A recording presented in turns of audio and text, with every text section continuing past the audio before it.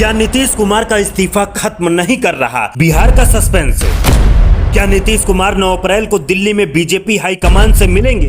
क्या मुख्यमंत्री पद को लेकर जेडीयू कोई बड़ी डील करने की तैयारी में है? क्या जेडीयू नीतीश कुमार के नाम पर पीछे हटने को तैयार नहीं है? बिहार की सियासत एक बार फिर गर्मा गई है और सवाल यही है, मुख्यमंत्री की कुर्सी आखिर किसके पास जाएगी? नीतीश कुमार की पार्टी के पास या फिर भारतीय जनता पार्टी के पास? बिहार की राजनीति इस समय एक बेहद संवेदनशील और गतिशील मोड़ पर पहुंच चुकी है। पिछले कुछ हफ्तों में लगातार चर्चाएं हैं कि नीतीश कुमार राज्यसभा की सदस्यता लेने वाले हैं और इसी वजह से उन्होंने बिहार विधानसभा एमएलसी से इस्तीफा दे दिया है। अब सबकी निगाहें इस बात पर है कि राज्यसभा शपथ ग्रहण के बाद वे मुख्यमंत्री पद से इस्तीफा कब देंगे। राजनीतिक विश्लेषकों के अनुसार यह इस्तीफा लगभग 12 और 14 अप्रैल के बीच हो सकता है और इसके साथ ही बिहार में नई सरकार के गठन का रास्ता साफ होगा।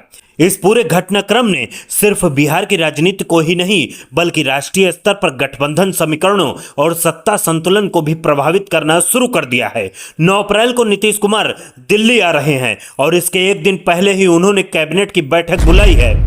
इसके बाद कई दावे होने लगे हैं कि शायद यह नीतीश कुमार की आखिरी कैबिनेट बैठक हो सकती है और इसके बाद बिहार में नई सरकार के लिए रास्ता साफ हो जाएगा।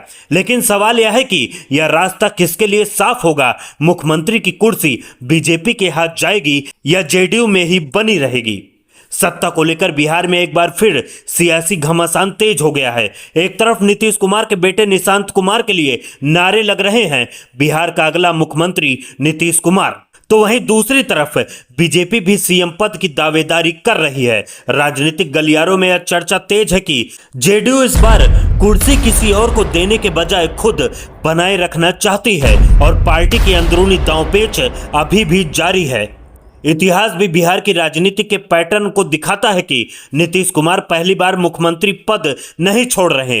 2014 में उन्होंने सीएम पद से इस्तीफा दिया और जीतन राम मांझी को मौका दिया था, लेकिन सत्ता का मोह उन्हें लंबे समय तक दूर नहीं रख पाया। 2015 में उन्होंने फिर जीतन राम मांझी को हटाकर खुद मुख्यमंत्री पद संभाला।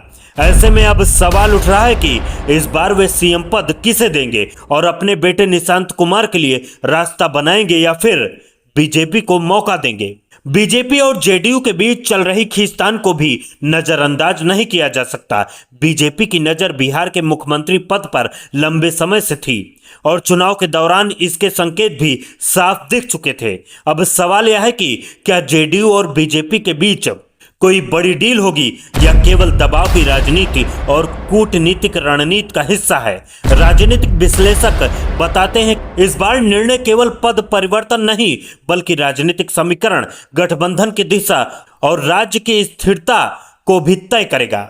जाहिर है कि जनता और कार्यकर्ता इस बदलाव पर बारीकी से नजर रखे हुए हैं। सवाल यही है कि क्या यह नेतृत्व राज्य की स्थिरता और विकास की दिशा बनाए रख पाएगा?